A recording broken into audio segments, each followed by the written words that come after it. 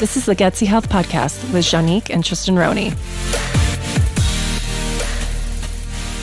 Hey guys, welcome back to the Gutsy Health Podcast. Hi everybody.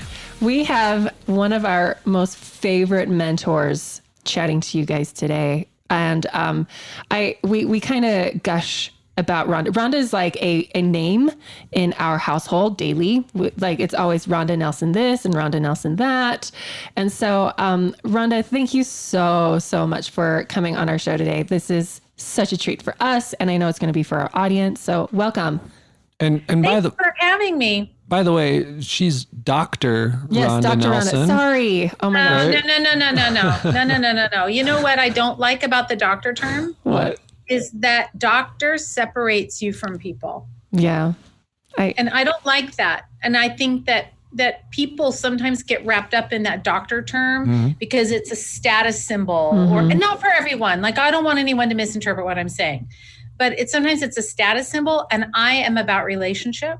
So I don't like anything that makes us any different. We're all just one group of people trying to figure out our way through life. And so thank you for that. But no, I'm just Rhonda. I'm good. Well, welcome, Rhonda, Dr. Rhonda. I mean, she's brilliant, you guys. She is freaking brilliant. And you will not be disappointed by this episode today. So she's the total package. What are we talking about, babe? Well, let's talk about what we're talking about. And then, Rhonda, why don't you give us a little bit of background about who you are and whatnot? So we're talking about pregnancy today. Yes. Specifically, you're pregnant. Now what? What do you do? How do you take care of yourself? Do you listen to the doctors at this point? Right. I don't know. Yes. You can listen to this doctor who's on our podcast today, but this is probably one of my most frequently asked questions on Instagram. I actually try to reply to my DMs. My assistant replies to DMs, and she keeps hounding me every day. She's like, all the pregnant ladies want to know X, Y, and Z. And she's like, I swear everyone is pregnant right now.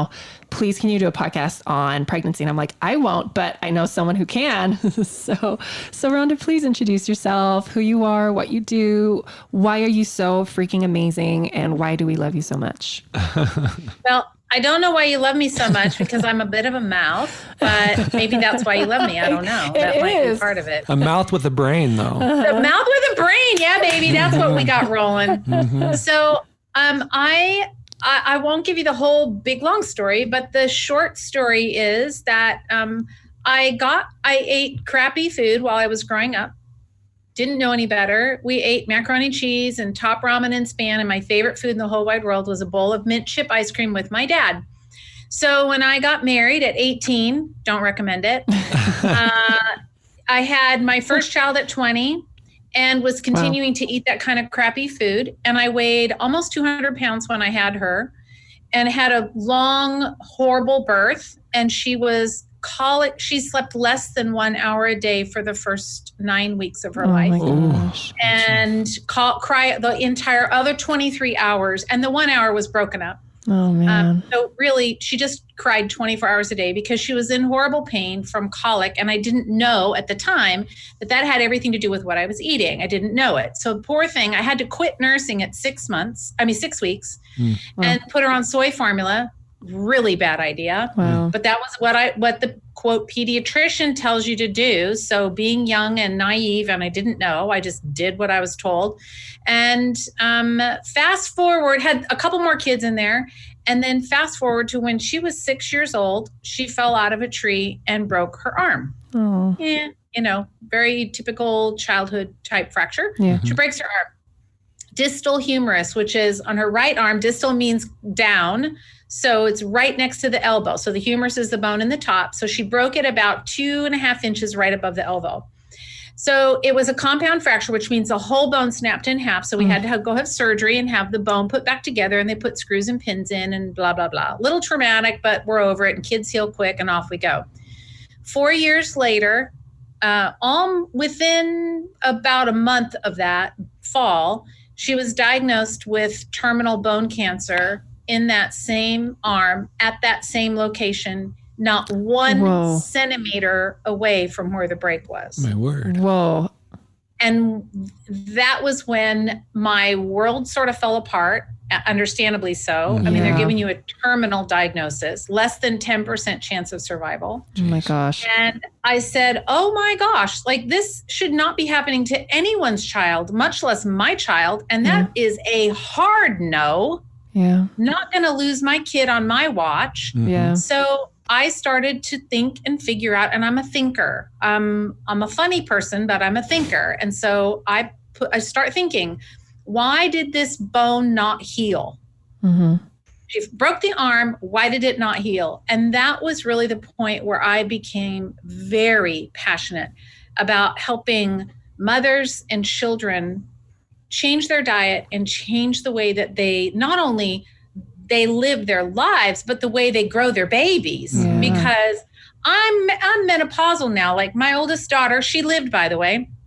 That's a whole nother story. That's awesome. Amazing. Like that's an extra, but I'm very thankful about that. Yeah. But they said she'd never have children. She would never drive a car. She would never live, past 15, whatever. She's 38. She has 4 kids and a thriving online business. Like diagnosis doesn't mean anything. Don't ever believe what they tell you. Ever. Amen. Ever. Don't ever put that label on you. And I'm going to soapbox for a second here. Is that all right? Bring it. Let's do it. Okay. So this is what pisses me off. So you go to the doctor and they say, oh, well, you only have X number of days to live, or, oh, you have this diagnosis, or, oh, you have PCOS or whatever. And then what we do, because we don't know what to do with that information, then we start telling everybody. Yeah. And then it becomes our identity. And then we walk around with a card hanging over our back that says, oh, I have terminal cancer. I have terminal cancer. I only have 2 years to live. I only have 1 year to live. At the point when she was diagnosed, my husband and I were driving away from that doctor's office, both of us in complete shock. And I think one of the best decisions I made, there were many that I have to say were good ones. This was the best one. Yeah. I looked at him and I said, we will never speak of this again. Yeah. We will never speak of this again, ever. Amazing.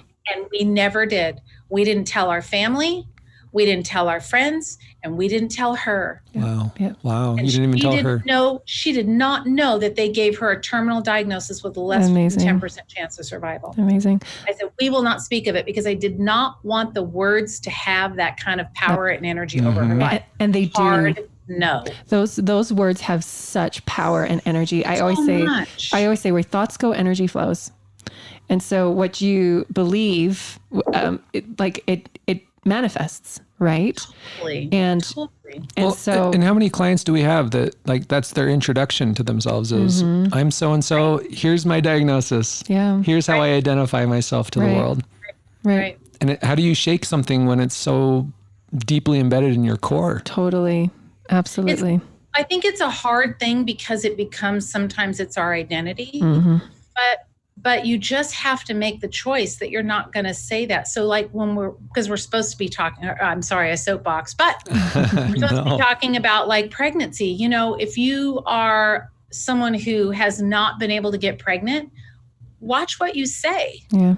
Because your body hears it. Right. And so when you keep saying, I can't get pregnant, or I'm pregnant, but I've had 5 other miscarriages. Yeah. Stop. Yeah. Stop. Let's give the body a chance to do what it needs to do by harnessing the power of a good thought and good energy and positive words. Yeah. And just banning those negative words. Don't tell people. Right. Just keep it to yourself and then let's grow a baby. Let's grow a good, healthy baby. So that's why my daughter got cancer, was because I basically ate crap and she didn't have the resources that she needed in her body to heal that fracture. Yeah. And so as the fracture was starting to heal, it just couldn't heal. Right. It didn't heal properly. And so that's what happened. And I don't beat myself up for that. I'm very open and transparent about that. My kids know. My daughter's like, well, Mom, oh, well, it just is my normal. I have a weird arm. That's just the way it is. I go, yeah, you do. Yeah. It is what it is. Just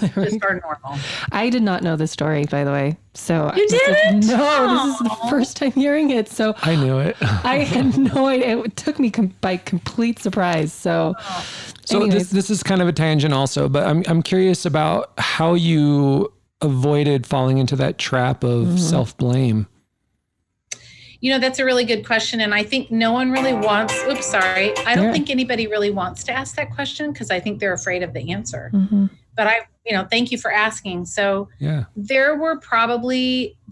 once I realized that, there was a couple of weeks where it was hard. It was just really hard. Yeah. When you see your child bawled and crying and saying, I don't want to go back to the doctor. She used to say, I don't want to go to sleep the night before chemo because she said, I don't want to have to wake up. Yeah. I mean, I could tell you stories that we'd all just be bawling, and it's just horrible. Yeah. But I just had, where I finally got was that I never did it. It was never intentional. Right. And I couldn't blame anyone else. Like I couldn't blame my parents. I could say, well, they taught me how to eat macaroni and cheese. Mm-hmm. Well, I'm the one that chose to put it in my pie hole. Right. Right. I'm the one that chose to put it in my mouth. So I can't blame anyone else. I just said, well, it is what it is. And all I can do is make a change moving forward. Right. And so that was where I just decided, but I guess, again, that's the power of the words. Right. I just decided I wasn't going to let that own me because I knew it would dictate and run the rest of my life. And I wasn't going to be a better person. I was only going to be a worse person by believing that I had almost killed my child. Yeah. So I said, okay, well, it is what it is. And off we go. Let's fix it now. And when you know better, you do better. I tell my followers that all the time. Exactly. Like there's no ways you could have known. No. So I didn't know, but that's why I'm so passionate about talking about like what you eat before pregnancy, because I can't change the next generation. Yeah. This womb is long closed up, baby. This is menopause central over here. So I can't have any more kids, but if I could go back, I would have probably had 10 because I would have wanted a do-over. Wow. Like I would have wanted to do a do-over. Not that I wanted to ditch my first 3 kids, but I wanted to like make more babies so that I could go, hey, I'm going to reverse this trend. I want to like feed my body and have really strong babies. And so that was really what I've spent a lot of time is working with mamas and babies because I love pregnancy, fertility, because it's an opportunity for you to create a baby that's healthier than you. And I love that. All right. So that brings us to what we're talking about today, which is you're pregnant and you may be one of those women who was living off of Fritos and mac and cheese and McDonald's. And now you're pregnant and you're going, oh crap, what have I done? Oh, crap. So first piece of advice, let go, right? It's in the past. What's done is done. It's done. It's done. That's right. I got a panicked phone call from someone one time, someone very close to me, and sent me a text message early in the morning, like 8:00 in the morning. And she said, 911, call me now. I was like, oh my gosh, what, like who ran over who? Something really bad happened. And I called her and she said, oh my gosh, I just took a pregnancy test. Oh my gosh. And I'm pregnant and I don't know what to do. And oh my gosh. And I was out drinking the last 2 weekends. No. And oh my gosh, what am I going to do? What am I going to do? I said, nothing except don't drink anymore. Right. Like you're done. Like that's all. There's nothing to do. There's just don't do that anymore. And then just start doing the right things and just start. You just working what you're working with. It's like having a piece of clay in your hand. You can't make it be something. You have to shape it into something. Exactly. So when we're pregnant, all we have to do is shape that little baby clay into what we want it to be. And that's largely by what you think and what you eat and your lifestyle. Exactly. It's really those 3 things. So let's say they've hit their first trimester and they're nauseous. And this is the advice that I give to people. And it's probably wrong. And you're probably going to be like, oh my gosh, what are you doing? But when my clients are like, I'm trying to get my green smoothie down, I'm trying to get my bone broth down, but I just can't, it tastes so gross. I tell them, don't sweat it because I don't want them to hate it. Because, like during that first trimester, there's certain foods you eat and then you can never eat them again. Right. And I don't want green smoothies and I don't want bone broth and I don't want all of these healthy foods to have this negative association with like first trimester, like nausea. So what would you tell women in this spot where they're like, I can't keep the good stuff down? I agree. I totally agree with you. I say, just don't eat the crappy stuff. Like find whatever you can tolerate and eat that thing. Right. So if you want pickles, I'm good. Just make sure they're fermented pickles, not Bubby's pickles in a glass jar. Yeah. Like real, true, living, growing, like if you left the lid on and left them out, the lid would explode kind of pickles. Yeah. So like find the thing that you love and then eat that. If you can't stand eggs, there's a reason that your body sends that message to you. Mm-hmm. It's because either you can't break it down or you don't have the right kind of acid or there's something not right about it. Mm-hmm. So just listen and have a lot of grace for yourself and for the signals that your body is giving you. Sometimes we make it all wrong. Right. You know, we feel bad because we can't eat green smoothies or we can't, you know, do bone broth or whatever. It's right. okay. Yeah. Just listen to your body and go, okay, well, what do I want? If it says like bread or crackers or a donut, probably don't listen to that either. Mm-hmm. But find the healthy food that you can tolerate. But I agree with you. If you eat too much of that stuff and you force yourself, then you just hate it forever, especially right. if you puke. Right, that right. makes it worse. Yeah. Do you think there's anything to the cravings though? If someone says, man, I am just craving pizza so bad, is there a reason for that? Or is that just their addiction kind of flaring up? I think for some women, it's an addiction. It could be like a yeast issue, you know, where we're wanting that carby, sugary kind of stuff. I think there's part of that. But the other part is I think that the body starts early on giving you signals about the nutrients that it needs. Yeah. For instance, like women that crave chocolate during their menstrual cycle, you know, they'll say, oh my gosh, like, or at ovulation or when they first start, chocolate's actually is surprisingly pretty high in iron. Mm-hmm. So no wonder, Yeah. like, and then if your digestive system's all jacked up, you're not going to crave a steak, although some people do. Mm-hmm. But you put the chocolate with the sugar and the brain is like, oh yeah, baby, bring that on. Let's do it. Right. So, you know, there's always a message, you know, your cravings are always going to give you a message. The trick is just figuring out what the message is. Right. On top of that message on top of the standard American diet brainwashing, right? Because we are all addicts to food. And so trying to filter that signal through the addiction and being like, okay, I might be craving carbs. Maybe it's fruit carbs. Maybe it's like quinoa carbs, or maybe it's veggie carbs and not like just the bread and crackers. Let's take this into, are there supplements that women should be taking in their first trimester? Are there things that they can do to help with the nausea? What can they take? Well, I am a little picky when it comes to supplements. As are we. And I think you guys are too, I know. And the reason that I'm super picky about that is because I am really against the recommendations that the, you know, conventional medicine is providing, i.e., it's okay. They just recommend that you go take a prenatal vitamin that you could buy at like GNC or the grocery store, or maybe even Walgreens. Like, let's just find, maybe it's 99 cents in the discount thing. Let's just do that. Right. How about we just try that one on? Right.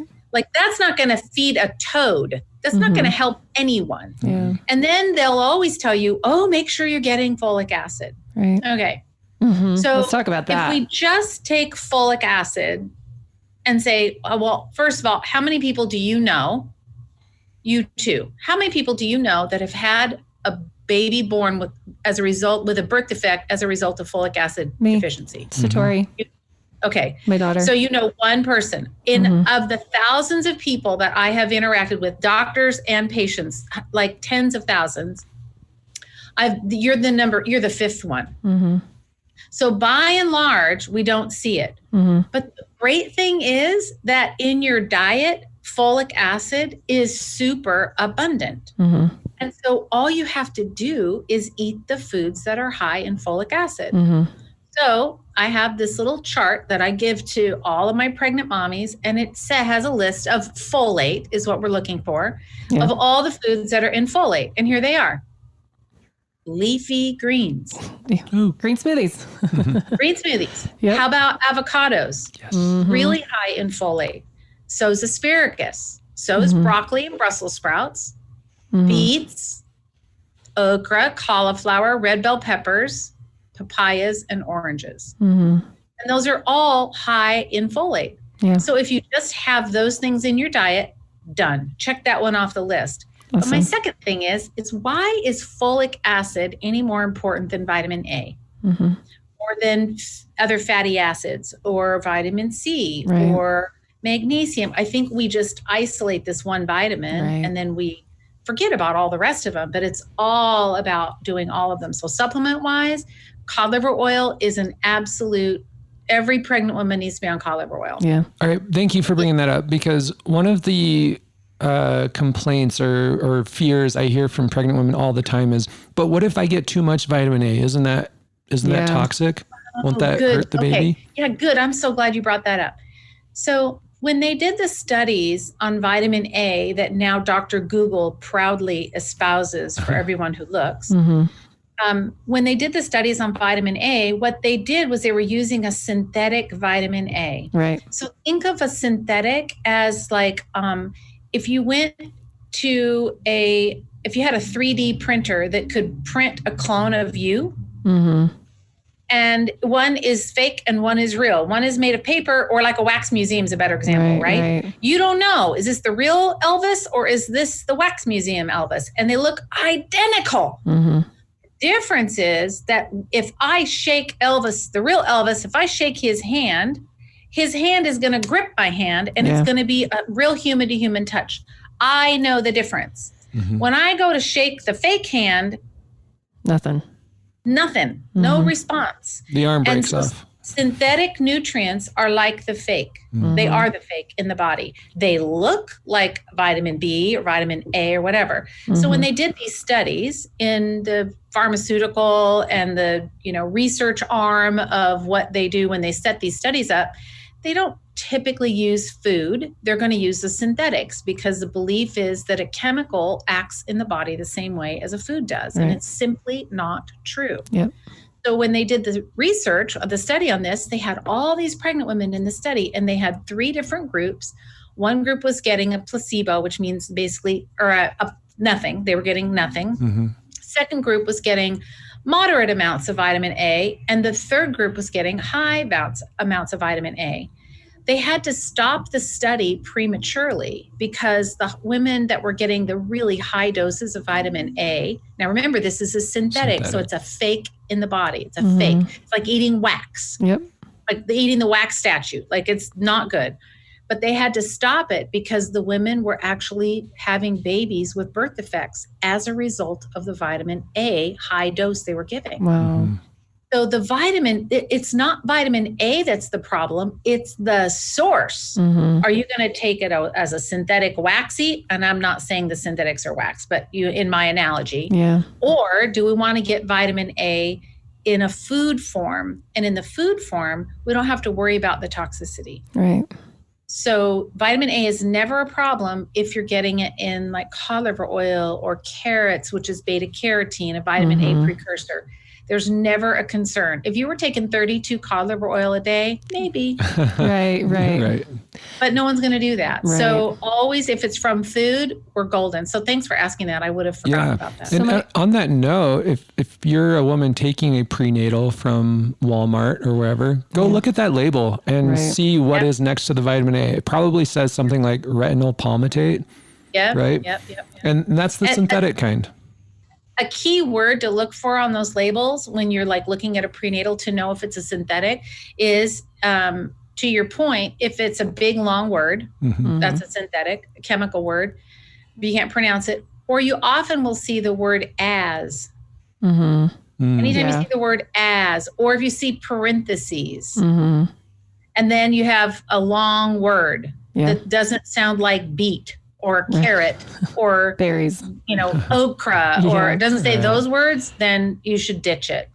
So prenatally, I think there's a lot of things that we can do, but we just want to make sure that supplementally that we're rounding out the diet with supplements. I don't think people need to take a whole bunch of supplements during pregnancy, but I think diet is first, and then supplements come in to plug in the hole. So if you're nauseous and you're not feeling well, then we may need to do some more supplemental work, at least initially, if you can't get the food down. Can we talk about organ meats right now? Because I have a lot of clients that take something, it's called organ complex, and it has heart, liver, and kidney in it.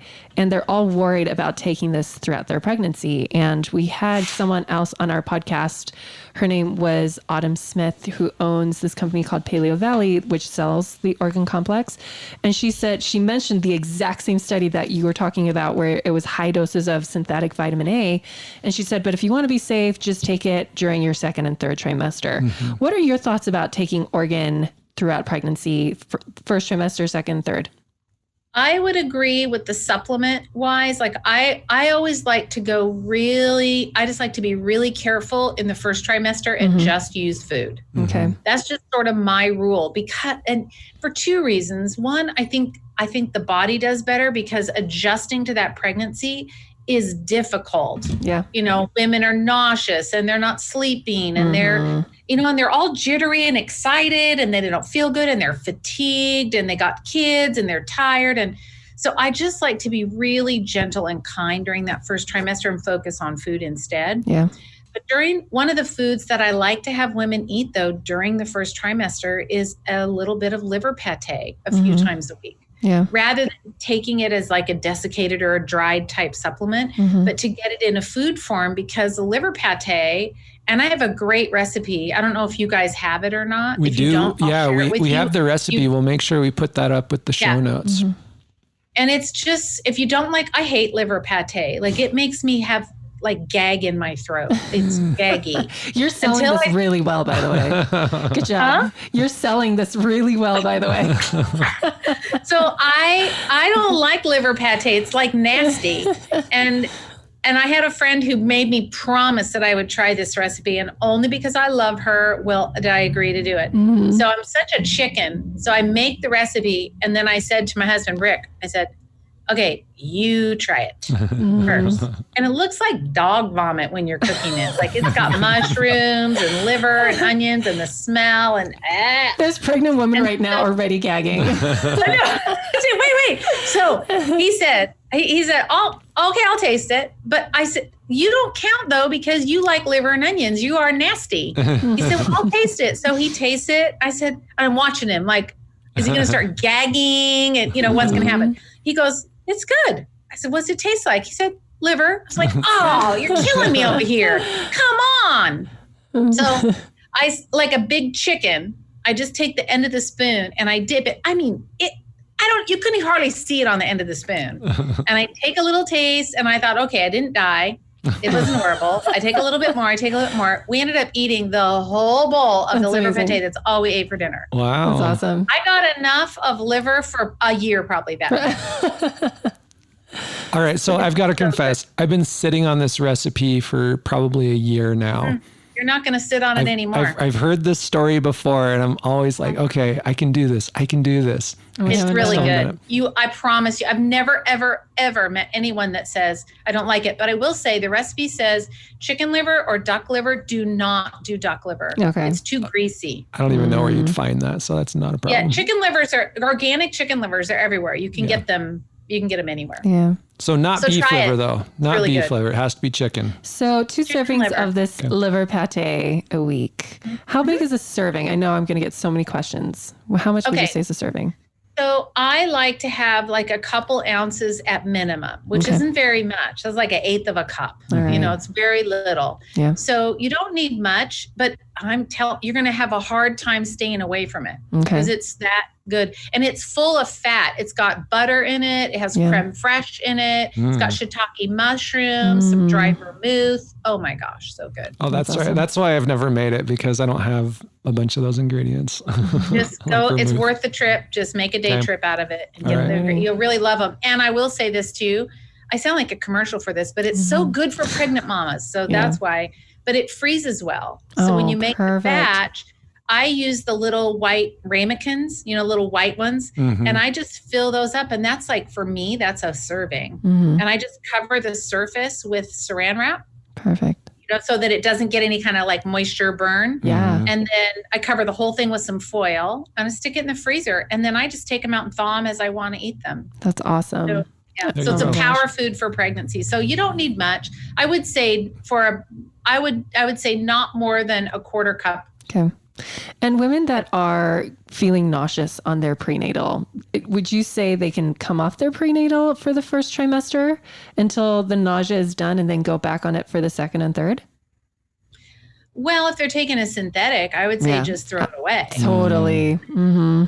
Find one that's made from food, because you probably won't feel nauseous. And if you take supplements and they do make you feel nauseous, then just think about, like, you guys will help your clients that are pregnant. Think about like what those nutrients are that you need. So I'll tell you, I make sure that they have enough folate. Mm-hmm. We want to make sure we get in enough B12, and that's where we're going to get that from, like the liver and eggs and cheese and salmon and just basically animal products. And then lots of B6. So again, meat and eggs and beans and salmon, and then choline, meat and eggs and beans and salmon, and then betaine, which is from beets, and then just like a really good healthy diet. I'm just not always a big fan of supplementing. Yeah.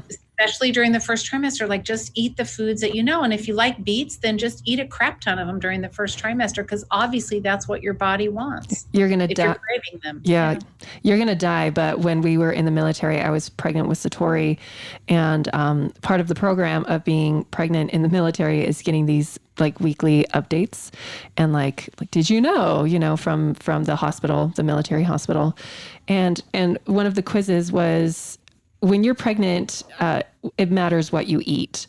And the answer was like, it doesn't matter what you eat. Just get in whatever you want, because you're going to be nauseous. And I remember reading that, and I didn't know everything that I knew today. And I was like, why are they teaching women this? Like, this is blasphemous. It absolutely matters, because they were more worried about people being nauseous than they were about the nutrition. And there is this ridiculous notion in the medical field that I think is changing as doctors are waking up, but they're like, nutrition doesn't matter. It doesn't matter. But the ironic thing is that same hospital had what was like a 50% C-section rate for their births. It was really high. It was like, I think between 33 to 40% It was insanely high, and primarily because there was so much diabetes going on. Exactly. Yeah. So, because they're eating so much crappy food all the time. So how can they say that food doesn't matter when they're literally seeing the effects of bad food choices? Right? Tons of cognitive dissonance. It was actually, we were living in Texas, which is one of the most unhealthiest states in America,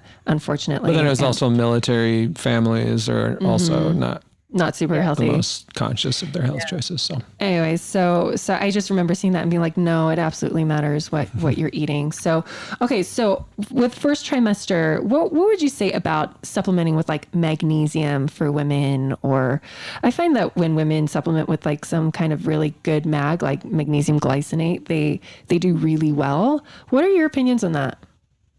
I think that if you find something, as long as it's a good quality, again, we don't want the synthetic stuff. Yeah. We want a good quality. If you find something that you do well with or feel well with, that's pretty much an indicator that there was a deficiency, and your body goes, oh, finally, water. Yeah. Finally, I'm getting what I need that I've been trying to tell you, and you're not listening. And now you're listening. So if there's that thing that you just eat, it's like the cravings are kind of the same thing.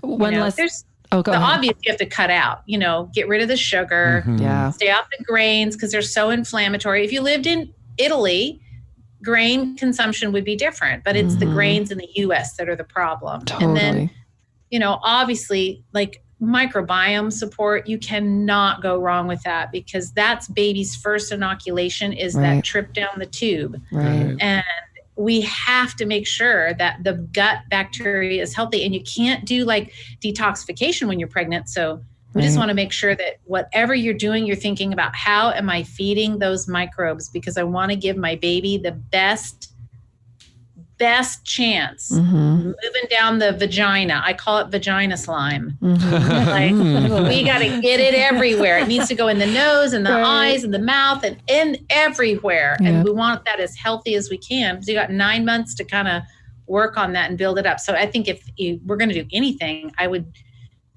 nutrition wise, or even supplement wise, I tend to kind of slant that direction. Okay. So our audience is aware of like the SIBO protocol or the gut flora rebalancing protocol. Would either of those be appropriate during the first trimester if we know that there's some severe imbalances going on? Yeah, I wouldn't do either one of those. Mm-hmm. So, because what you're doing with the GI flora, like those particular supplements, Mm-hmm. they would be contraindicated during pregnancy. Mm-hmm. The better thing to do would be, in my opinion, would be to do like making sure that you're, supporting the microbiome with a good quality fermented probiotic. Mm-hmm. One of my favorite probiotics for pregnancy is Dr. Ohhira's. Ohhira. And it's Ohhira, I think, Dr. Ohhira's. And they have a whole bunch of different kinds, but you want to get the original. And it's a fermented probiotic. Interesting. And I found that pregnant women really, really love this one. Like it doesn't cause any upset, and they tend to just instinctively really like it. That's really So great. you can still do like whole food fiber, get fiber in the diet and high fiber foods, because all of those they're basically, that's the food for the gut bacteria. Yeah. So if there's SIBO present, you have to be a little more careful with that, because you can't give them everything, but as much as you can, you want to try and get foods in that are going to feed the microbiome, and conveniently they feed the body too. What about like dairy yogurts that are from like raw milk, that kind of stuff? Are you like, yes, Awesome. absolutely. Love it. Perfect. Yes. But raw milk would yes. be better. We could do raw milk. We want to do that. And raw full fat. cheese in some parts of the country, you can't get raw milk. Mm-hmm. You have to do the cow share, or they've just made it illegal. But you can get raw cheese in all 50 states. Oh, I didn't know that. That's so awesome. yeah, just get raw cheese and focus on that. Some people women are sensitive to dairy. They might do fine with cheese because it's a different type of protein. Mm-hmm. That's right. Sometimes they'll do okay with raw cheese where they didn't do okay with any kind of raw milk. So I live in Las Vegas, and in Las Vegas, they have a place where we can actually get some raw milk, and there's a guy there that gets it, and then he makes kefir out of it, or kefir as it's pronounced. As the Russians say, kefir. It's so good. So good. So if you could get that, that's great. Really Awesome. good. I remember pregnancy food. I remember when we were living in Texas and I was pregnant with Satori, I probably drank like a gallon of raw milk every week. And if I had 2 gallons, I would have had it, because I just wanted the fat. I wanted all of that fat in there. And I was like, give me all the yogurt, give me all the dairy. And even she was just like, are you sure that's healthy for you? I'm like, I don't care. My body just wants fat right now. I want all Back of it. off, I'm starving. Exactly. Okay. Go ahead. I want to add one more fat in. So another really good healthy fat for mamas is eggs and egg yolks. Mm-hmm. So I always recommend at least 1 egg a day, the whole egg, white and yolk. And then you can have as many more yolks as you want. Awesome. That's a really great tip. Yeah, boil those bad boys up, hard boil them, throw the white away, and just eat the yolk. I'm curious, why toss the white after the first egg? You could do 1 or 2 eggs. The reason that I don't like them eating all of that egg protein is if there's any kind of hyperpermeability in the gut, they're going to end up with an allergy to it. Right. Because we're going to get protein leaking through, and then the immune system's going to get involved. So, you just don't know what's going on downstairs when you were pregnant. Everything shifts. And so I'm just really careful. I'm not against eggs, but I just am careful with that. But you won't be allergic to the yolk. People who have allergies to eggs, or the yolk isn't where the allergic response comes from. The yolk is full of choline and B vitamins. It's one of the best. And choline is a needed nutrient for the gallbladder, the liver, for fat digestion in the gut. It feeds the gut bacteria. It's it's a superfood for pregnancy, in my opinion. It's really interesting that you say that, because I get asked all the time, like, I ate really well, or well, I'm putting in quotation marks. And my baby was born with allergies, severe digestive dysfunction, blah, blah, blah, blah, blah. And I always, and this has happened twice where I've had women say the exact same story, and they're like, this is my least healthiest child. And then I asked them, what did you eat a lot when you were pregnant with them? And in both situations, they said, I craved a ton of peanut butter. And I was like, oh, well, there it is. Like leaky inflammation, aflatoxins, like you have to be really careful. And I'm really glad that you brought up the egg white thing, because I didn't even think egg whites, but you know, like if you are going to town on certain nuts, right? Peanuts being the most inflammatory. What other foods should people be mindful of that could create leaky gut? I mean, it's so different for each individual, right? Because we each have our own sensitivities and our own gut biome that can handle certain things. But like you said, wheat is one of my big ones. Not good dairy, peanuts. You added the egg whites. What else would you put on that list? Corn? Well, corn would be on the list. Sugar. Anything that made you feel, before you got pregnant, anything that made you feel bloated or you just would eat it and you go, something not right about that. Yeah. And you don't have to know whether it's an allergy or not an allergy. Like that part doesn't matter. You just listen to the clues that your body's giving you. Yeah. And if you do have foods that you aren't sure about, then I recommend that you do them in a 4 or 5 day rotation.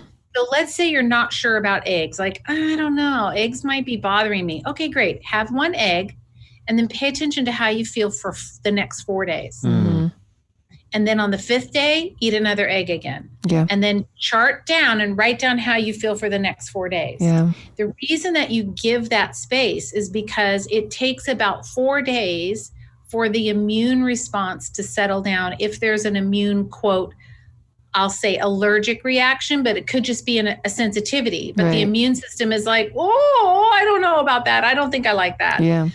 It takes 4 days for that to calm down and get back to a kind of a baseline. Yeah. So, and you can have delayed reactions. You could eat an egg on a Monday and you won't get bloated until Wednesday. Yeah. You're going to be like, well, I don't know. I ate egg on Monday. It can't be egg, but you can have within 4 days.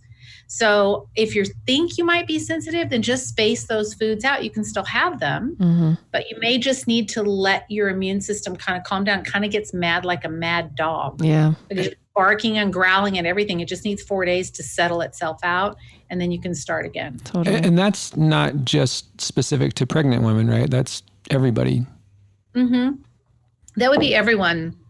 So, same thing. And it does have to do with the whole leaky gut conversation. You know, you just get those little junctions between the cells just open up and stuff starts to leak through. It's like, you know, it just leaks. And when it leaks through, it engages those foods, proteins engage with the bloodstream, the immune cells in the bloodstream. And the bloodstream's like, what the heck are you doing in here? You're not supposed to be here. And just sends out an APB to everywhere in the whole body and goes, hey, bad guy got in through the gate, the moat, and past the guards. What happened? Go get him. And if you see him, go kill him. So every time you eat that same food that the immune system thinks got past the guard and the gate and the moat, then it's going to go start shooting. Yeah. Okay. One last thing I want to add for women in their first trimester, and actually second, third, and when you're lactating and you have your baby, superior minerals. I have gotten so much amazing feedback from pregnant women taking, or anyone taking the superior minerals. But the feedback I get from the most are pregnant women, where they're like, I'm not waking up in the middle of the night to pee several times.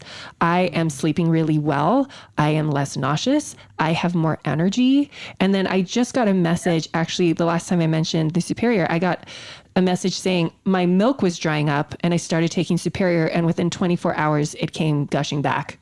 And so I want to give people that visual of, you know, when you are pregnant, first, your body is a brick house, right? Or hopefully it's a brick house. Maybe you've been repairing it with sticks and straw, and so therefore it's a little bit compromised. But when you're pregnant, you are growing your own tiny brick house, and it has to get the bricks from your house, right? So as you are literally leaching your minerals and your vitamins and your amino acids and your fatty acids to this tiny human being, the cutest little parasite on the face of the planet, you know, you're being leached, right? Like you are being sucked dry. So put those minerals back in, eat the healthy food.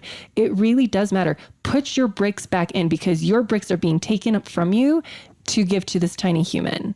And so make sure that you're getting your superior minerals, you're getting your pate, you're getting all of your leafy greens, your avocados, your beets, and everything that Ronda's been talking about, because you have to keep restoring from what baby is taking. Because when baby comes out of your body, let's say you haven't been restoring, guess what? Everything is going to come crumbling down. And I bet you hear that a lot. I hear it all the time where people are like, I just had my second baby and I feel like death.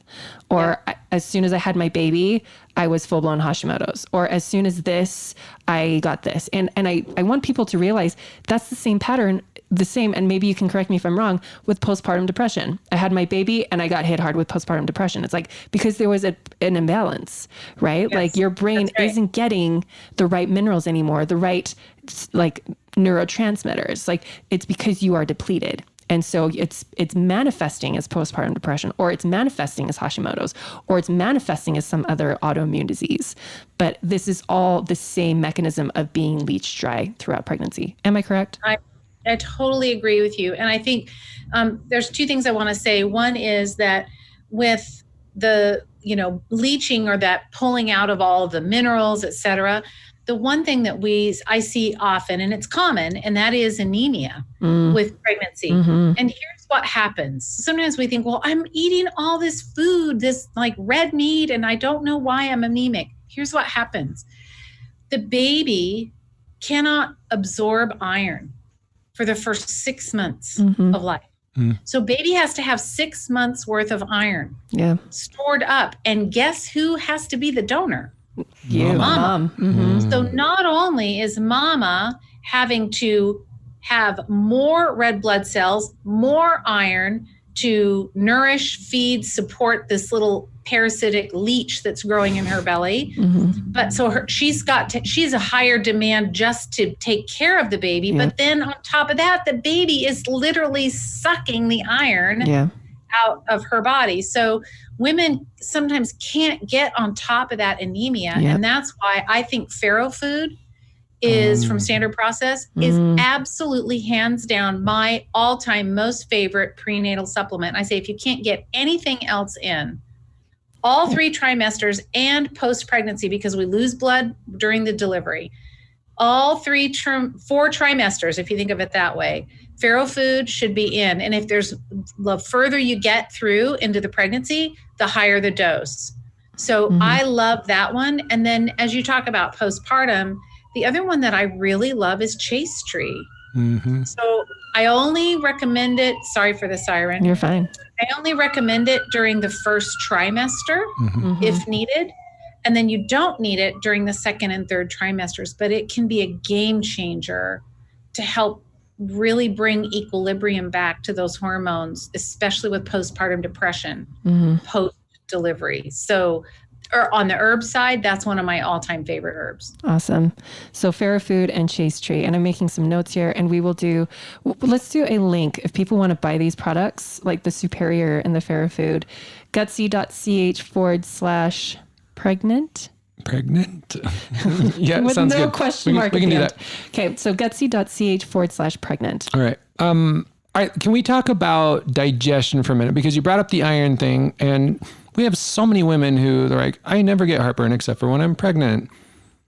What's going on there, and what kind of recommendations do you have when women develop indigestion during pregnancy specifically?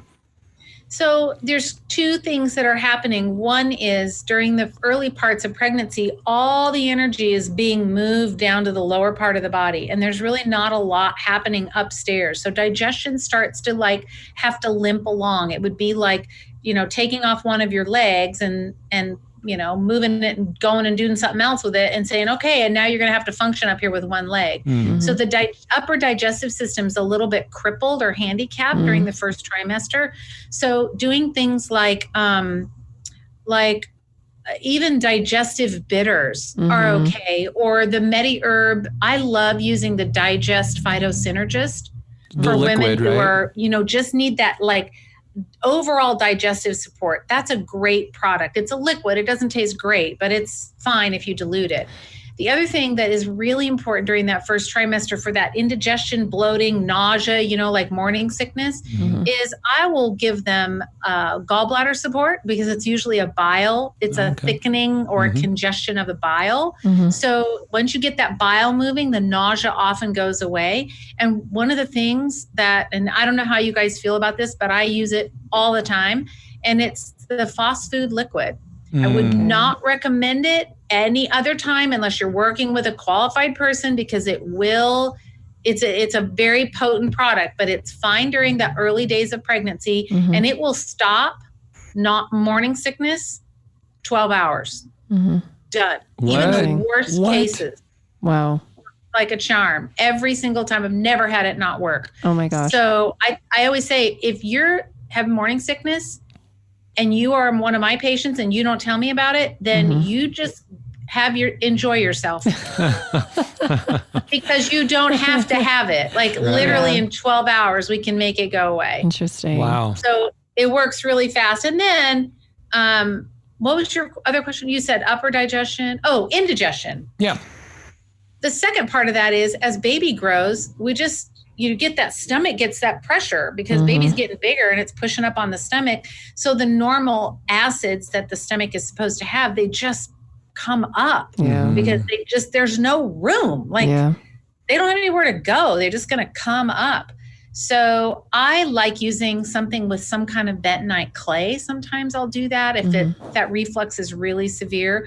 I like using Gastrex and a little bit of choline and some bentonite clay on the later stages. That really does help with that indigestion, like in that third trimester. Is there a brand of bentonite clay that you recommend? No, I try and find one that's pretty good. It's hard to find because they're all irradiated now. Right. Like all the bentonite clays are irradiated to make sure there's no little microbugs. But, the bugs are what help our gut bacteria. So I don't think it's like using antibacterial soap, which is a no. So I think you're going to be good with any kind of, bentonite clay. Awesome. Okay. So I think we've nailed first trimester. What about second and third? What is really important? We've covered the basis, right? The food, the supplementation, all these things. Is there anything people should really be focusing in on during the second and third trimester that we haven't already discussed?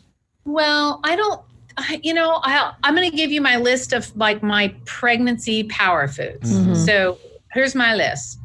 So cod liver oil, we already talked about that. So I recommend doing it in a gel cap rather than a liquid, because otherwise it is gnarly if you have to drink it. Yeah. Raw cheese, about 5 to 6 ounces a day. I love that. Just make sure it's raw. Organic Valley is one of my favorites. And you can get that raw, like everywhere. Everywhere, right? So raw milk or cheese, but raw milk's not available everywhere. So cheese is great. 2 to 4 ounces of that fresh liver. Again, that's just like in that pate. So just a couple ounces of pate, a couple times a week. You don't want to do it every day. Right. And then we talked about eggs, and then butter. Butter, again, is another superfood. If you can get raw butter, great. If not, then at least try and get organic butter. So raw butter, I like to say get 4 tablespoons of butter a day. That's a half a cube. Yeah. Nice. It's a lot of stinking butter. But guess what has a lot of butter in it? What? Liver pate. Oh, there you go. So good. Okay. That's awesome. 2 to 4 servings of fresh fish a week.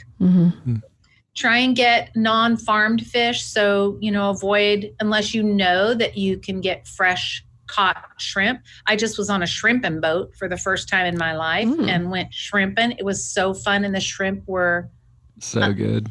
Indescribably good. They were so good. So different than what you would eat in the store. So, tilapia is farmed. The cod is farmed. Shrimp farmed. So avoid those, but really try and get the best, fresh caught fish if you can. Beef, pork, or lamb. So again, there's your red meat. And you may need to take some, I don't know what you guys recommend, but I might use like digestive bitters I talked about, or maybe some like Zypan or Enzycor is one of my faves. Or something, right? Just to kind of help break that meat down. Because again, digestion can be compromised a bit. And then coconut oil is another one. Just get good coconut oil, do a couple tablespoons a day, fermented foods, bone broth, veggies, and then salt. Celtic sea salt, I think, is so important. And even in addition to the minerals, just having salt on your food and the Celtic sea salt, you don't have to worry about it with hypertension or anything like that. In fact, it can help with eclampsia, the risk for eclampsia later in pregnancy. There you go. So often women that are salt deficient have a higher risk of eclampsia. Okay. Perfect. Okay. Quick question. I'm backtracking a little bit, but you mentioned the digestive phytosynergist. What about the Digest Forte? Is that okay during pregnancy? No, that one's a no because it's got wormwood in it. All right. And wormwood's contraindicated during pregnancy. I wish there was a tablet. So they used to have the Digest just as a tablet, and then they enhanced it and it added more bitter power to it, and they added wormwood. And that is what makes it contraindicated during pregnancy. I feel like the liquid women, instead. The then liquid. For those. Yeah. I feel like pregnant women would hate that anyways, because I can't even get my non-pregnant people to take it and enjoy it. So that's probably sometimes you have to just find the liquid that you think works well with it. Like, I don't know. I probably am really a bad person to ask because I will jump up and down and make ugly face and probably make some noise, maybe cuss. I don't know if it tastes really bad, but I just am so used to taking them now that I just go, yeah, whatever. Right. Just dilute them.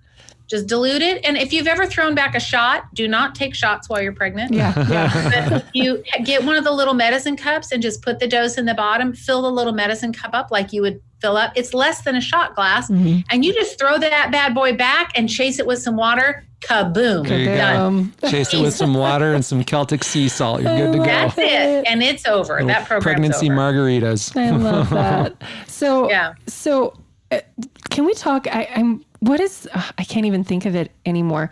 When women get tested positive for Group B strep. Yes. Is there anything that they can do about that? Because I get asked that all the time and I'm like, I'm sorry, you have to talk to your doctor or talk to a midwife. But is there anything that they can do about that? Because I just feel like it's really bad timing because we all have that, don't we? And I feel like it just moves around and then they just got tested at the wrong time. What can women do for that? So group B strep is often, we see it in the last trimester, and it's a normal commensal part of our gut bacteria.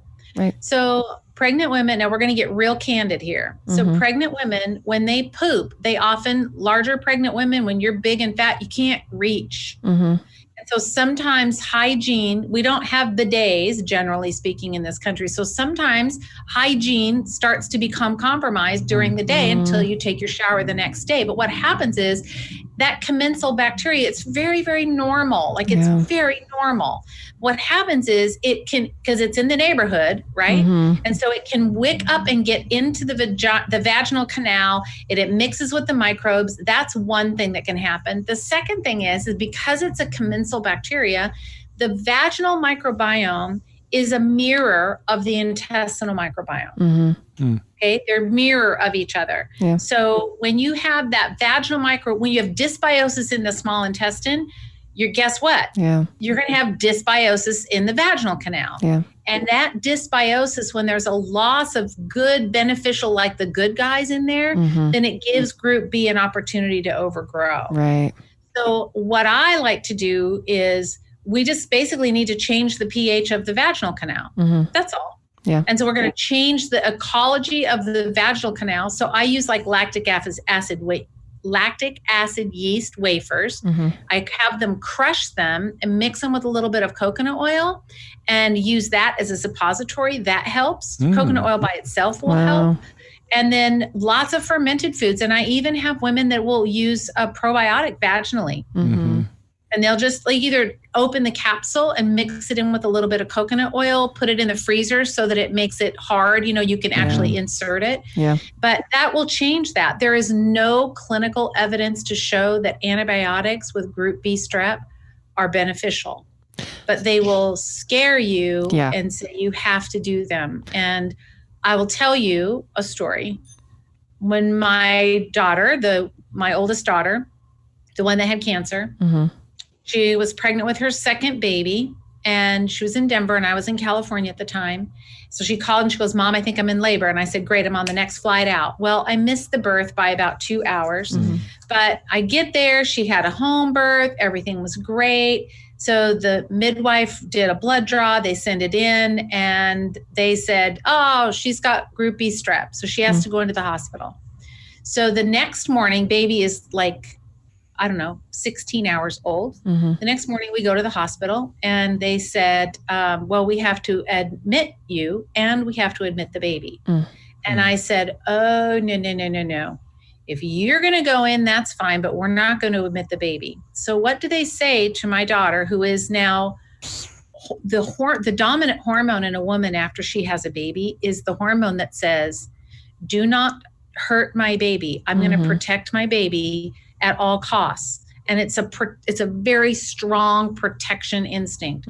So I'm there, I'm the mama and the grandma. And she said, Mom, what do I do? And I said, don't let them admit him. It'll be fine. And just wait this out. If you wait 3 days, it's going to be fine. They said, well, baby might have it. And if the baby has it, he could go blind. This is what they tell her. Well, A, that doesn't happen. It's like 1 in, I don't even know how many 100,000. B, he's not blind. He was born. He's good. They didn't have it in his eye. Like, he was fine. But all they had to do was tell her he could die or he could go blind. And what is her response? Going in. Admit us. Right now. Put me in. Sign me up. I'm in for this. And I just looked at her and I said, are you sure? Yeah. Are you sure? Sure, that's what you want to do. Yep, I do. I want to do it. I said, okay. Yeah. So she said, Mom, will you go with him and go get the IV started? I said, yeah. So I go with him. A bad EMT and a ambulance driver or a fireman that thought he could start an IV in a 6-pound baby. Oh my gosh. 7 tries later, they finally get it here. No. So they put it in his head. And they give him 3 days of high dose antibiotics. And I sat in that hospital with them for 3 days. And at the third day, because they have to do the culture, cultured out. At the third day, they said, nope, you're clear. It was fine and he's fine. And you don't have it and he doesn't have it. And I looked at her and I said, you need to know that his gut microbes now are destroyed. Are worse than if he'd been born C-section. Yeah. Yep. Unbelievable. And he is now 12 years old and he's full on the autistic spectrum. No. And has been from when he was a baby. Wow. And so that's her, just like you asked me, like, how did you not feel bad about what you did? Yeah. Right. It's the stuff we don't know. Right. And that's why, like, listening to these kinds of podcasts and educating yourself and not putting yourself in situations where you're going to get bad advice, go seek the right advice that feels right for you. Because she said, Mom, if I had to do it over again, I wish I could have done it differently. But I said, honey, you couldn't have done it differently. Right. Yeah. Because that was just your paradigm at that moment. Right. And you just do what you have to do. Right. And then now you just work with what you got to work with. And you just got to help him get through life. Exactly. And so so group B strep is really just not a thing. Yeah, there's a risk, but there's a risk of getting head on in a car crash when you get in a car too. Or getting loaded up with antibiotics for 3 days. Thank you. Right. So you just have to, every person has to make that determination. Right.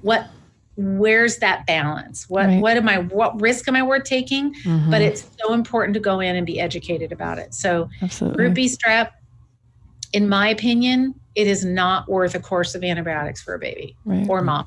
Not worth it. Fix the vaginal microbiome, fix the gut microbiome, lots of fermented foods for a week or 10 days before you go into delivery and you'll be fine. So people need to understand their rights here, because let's say they get tested positive for group B. Like, when do they start testing? 2 months prior, 1 month prior? Do you know? No, it's a month to 2 weeks prior. They'll start testing like before baby's born, right before. So if they get tested positive at like the 4 week mark, 4 weeks prior to delivery, can they ask for more testing right before delivery and be like, can you test me for group B?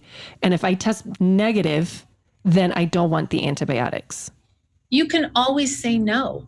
Oh, you can? Yeah.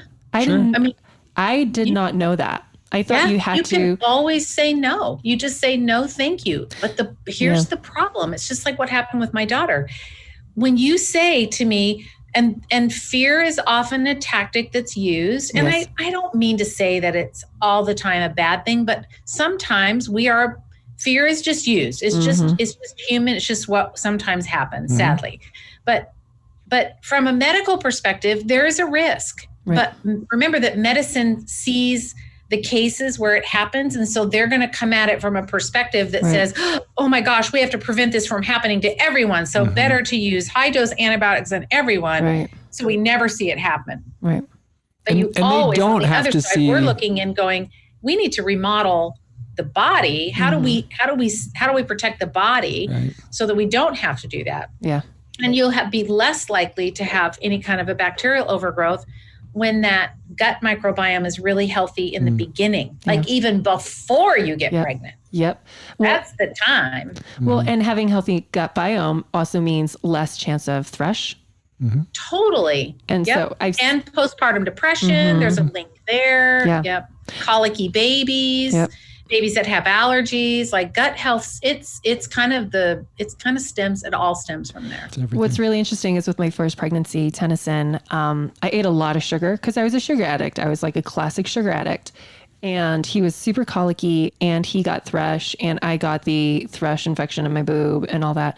With Satori, none of that. Like not even a sign of like clogged ducts or thrush, not a thing with her. And it's because my nutrition was like so on par with her.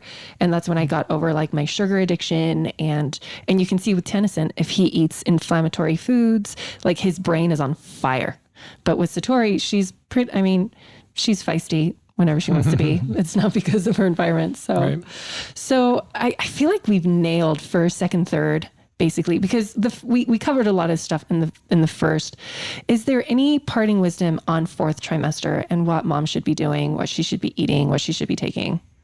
So in traditional cultures, for thousands of years, in traditional cultures, after a woman, in fact, during the pregnancy and after the pregnancy, the woman didn't have to do anything. Yeah. And she just basically was treated like royalty. Like all of her meals were brought to her. She got the sacred food of the culture. And that might be like fish eggs or organ meats or, some kind of fat. Like she was treated very, very, very specially because the tribe knew that in order for their tribe to thrive and, be able to carry on, defend themselves, they had to have healthy offspring. So as much as possible, I say take advantage of everyone that wants to bring you food. Yeah. If you have meals brought in, make sure you're very clear about what you're okay with, what you want in your house. Don't let them bring you lasagna from Costco. Right. Like, whatever, deep fried fish wings or whatever, you got some crazy thing. Yeah. So make sure that your food is really, really good and make sure that you're resting. And if you've got a parent or grandparent or someone that could come and help you at minimum for the first 2 weeks, you really need to be down. Yeah. Because then we end up running risk of mastitis. Mastitis is most common when mothers overdo it. They just do too much. And that's your sign. Like, hey, whoa, time out. You need to slow the bus down. You're doing too much. You need to rest and rest and rest. Baby sleeps a lot. Mama needs to sleep a lot. Yeah. Not as much as baby, but sleep is so important. I have a burning question. Should mothers eat the placenta? I was just going to ask that. We're on the same wavelength. The placenta encapsulation. Like, what do you think of that? So I love it. Because I don't know how your audience feels, but I am a big fan. And it makes so much sense to me because why we talk about eating organ meats. Right. The placenta is just another organ. And I don't believe if it wasn't something that was useful, then why does it come out? Right. It comes out because it's got all the hormones that mamas need for that postpartum period. So my second daughter is actually a certification specialist for, she certifies women to do placenta encapsulation and do it safely and correctly. Very And cool. that's what she does.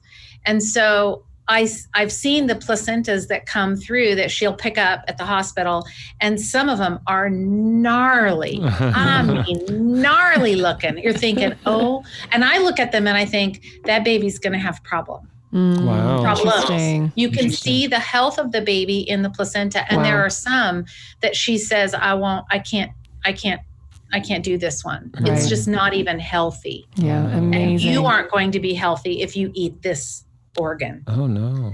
But the amazing. postpartum depression is pretty much gone with placenta encapsulation, but you do need to make sure that you get that done by someone who has been certified. Yeah. I've seen and heard some horror stories about moms that are like, oh yeah, I'll just take it and dry it in my dehydrator. And there's a little bit more to it than that, but I'm a big fan of it. So if you can do the placenta encapsulation, I highly recommend it. Awesome. And there's some specialists that will actually make a tincture. So it takes 2 weeks though, but they'll put a tiny little bit of the placenta in a bottle with alcohol and then shake it every, couple, 3 times a day. And the placenta encapsulation specialist will do that. And then they strain out the placenta, and it's in alcohol, so it's fine even if it was in there. But they'll take it out, and that has a huge effect on mood, emotions, recovery, healing. Yeah. That's awesome. So I don't know. I'm curious now. So how do you feel? Did I step on a landmine there? Or are you guys like placenta friendly? I did placenta encapsulations with Tennyson, but I didn't with Satori because someone, and again, I wasn't educated. I just wasn't with Tennyson. Like, he was ginormous. He was such a big baby, and my milk supply, even through Graves' disease, was so robust. And I think it was from the placenta encapsulations. With Satori, my milk, I didn't get engorged with my milk, but and she's also very tiny, and she was born tiny. She's been tiny, and so I wonder if the placenta would have helped with that, but someone talked me out of it, and now I'm sad about that. But and she was born in a military hospital. She was born in a military hospital under tons of trauma. Exactly. Antibiotics in her eyes. I was like horror stories about being bullied in the hospital and traumatized and all that jazz. Right. And so long story short, I now take organ. My kids take the Catalin, so they're eating their own organs, the Catalin chewable. And that's, when you know better, you do better. And so I can just do better by giving them the Catalin chewables. And when she's older, she'll take the organ complex, or she'll take the adult Catalin, and, we'll just go from there. Yeah. Yeah, it's an organ, and I think that there's so much benefit. I was so bummed when a very notable, I won't mention the name, but someone that's everybody knows the name. Like, there's not anybody in that alternative health or I want to take care of myself naturally world that doesn't know this name. And this person came out with an article that said placenta encapsulation is wrong and you should never do it. And it's really bad for you and it's dangerous. And interesting. I was so sad because I thought, you don't realize the impact that you have on people, especially when you put out information. I thought, well, who paid you to write that? Right. Right. Who bought you out? Right. Maybe not, but it just made me sad because it really is such a wonderful option for mamas to be able to take advantage of that. It's like God's gift to you. Yeah. After you have a baby, that little placenta is the gift that you have of the baby that you grew and the life that you get to live. Right. And a lot of that placenta, it's a gift. And that placenta feeds the baby. And so if it's food, it's literally food. So you can feed yourself, all the leftover nutrients. I have one more question. I know we are, this is just such, we're running out of time. I'm so sorry. But there's one thing that just peeves me off. And it's when people message me, not the people that message me, but it's the messages where they're like, my doctor says I can't take this. And so things like turmeric and spirulina and all of these healthy foods.